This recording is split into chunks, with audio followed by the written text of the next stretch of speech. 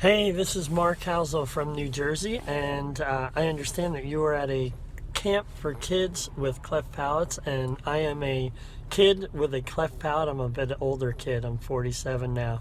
But 47 years ago, I was born with a cleft palate in Toms River, New Jersey, and my parents, they were super upset. They didn't know what to think.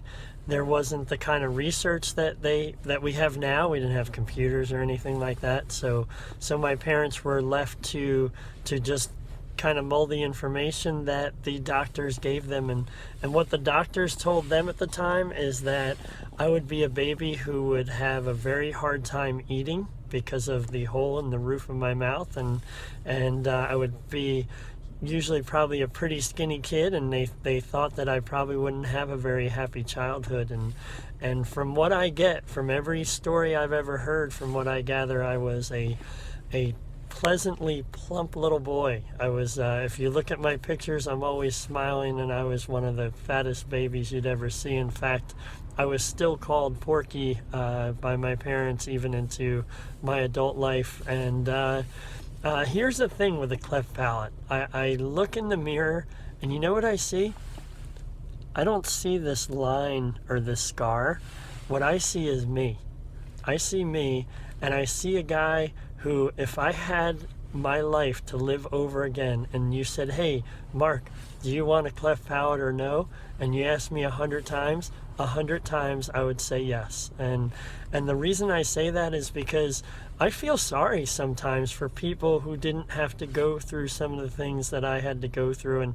And believe me, I had it easy. I had it lucky. I talked to a person who had 13, 14 different surgeries on her face, and she was coming up with, I guess, 2 or 3 more, and she was in her teens. And me personally, I had 3 operations before the age of 2. I don't even know what ages they were.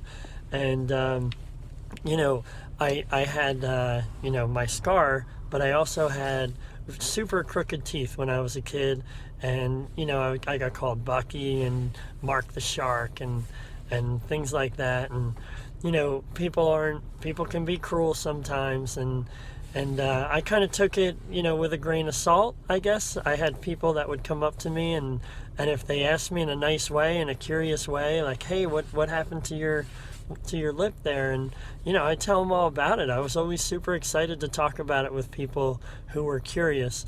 But then I had the people that were like, what happened to your face? And they make the look, and you probably know what I'm talking about. There is where I tended to be a little creative, and I tried to work on my funny side, and I would tell them stories of falling off a 10-story building and landing in a pool of sharks, and the sharks got me, and I would make up all these different stories, and just to be funny, and I guess it was my way of saying, number one, I don't like the way you asked me, and number two, I just a way of me coping with everything. But here's my hope for you, and I hope you have an awesome camp, and I'm so super excited for you. I have, in my entire life, I'm 47 years old. In 47 years, I've probably met about 10 people, if that, who have a cleft palate. And from what I understand, you might be sitting in a room with more than 10 people who have had a cleft palate, and people like you and people like me that know what it's like. And man, I think that's so cool. Just a little bit about me. I'm a physical education teacher in New Jersey, and I played sports all through high school. I played 4 years of college soccer, and man, I love my life. And I look at myself in the mirror, and you know what I see? I see me. I don't see a scar. I don't see a cleft palate. I don't see crooked teeth. I just see me. And I love me just the way I am. I'll say a couple more things about me being a physical education teacher. I always try to stress to my students, don't let other people ruin your fun. That's 7 words. Don't let other people ruin your fun. Don't listen to the people. I know people can be mean sometimes.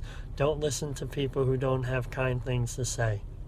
Listen to the people who love you, and again, you look in that mirror, and I hope you see the awesome, wonderful person that you are. And I hope you enjoyed watching my video. I hope you have a great time at that camp. Kudos to Face to Face Colorado. I think it's awesome what you're doing. I wish I had something like that. I really do. Maybe one day I'll head out to Colorado and I'll meet you all. Thank you. Best wishes to you all. Have a great day. Bye-bye now.